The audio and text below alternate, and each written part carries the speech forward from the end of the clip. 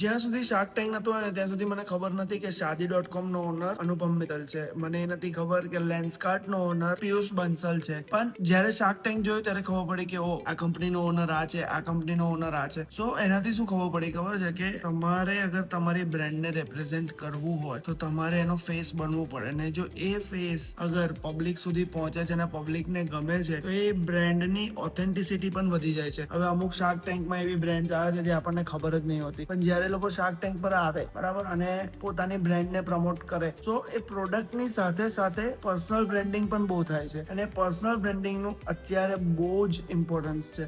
અમે પણ શાર્ક ટેન્કના એક કન્ટેસ્ટન્ટ સાથે પોડકાસ્ટ કર્યો હતો જે નટ જોબના ફાઉન્ડર્સ છે, જે મેલ હાઇજેનિક પ્રોડક્ટ્સ બનાવે છે. હવે તમે બેલાવિટા પરફ્યુમનું ઓનરનો વિડીયો જોયો હશે જે રોડ પર ફરે છે કે આ ફ્રેગ્રન્સ ટ્રાય કરો, આ ફ્રેગ્રન્સ. મેં ઝોમેટોના ઓનરને જોશો કે ડિલિવરી કરવા જાય છે. વાય? બસ તમારો ફેસ, તમારી જે જર્ની છે તમારા બ્રાન્ડને લઈને, તમારા સિવાય વધારે કોઈ નહીં સમજે. બસ એ વસ્તુને ધ્યાનમાં લઈને જ પોડકાસ્ટ છે, કોન્વર્ઝેશન્સ છે કે તમારે એટલું બ્રાન્ડની સામે આવવું જોઈએ. તમારાની વાત મૂકો છો તમારા બ્રાન્ડને લઈને, તમારી પ્રોડક્ટને લઈને, સર્વિસીસને લઈને વધારે ઓથેન્ટિક, કસ્ટમર ઓરિએન્ટેડ અને કસ્ટમરને તમારા પર ટ્રસ્ટ પણ વધે.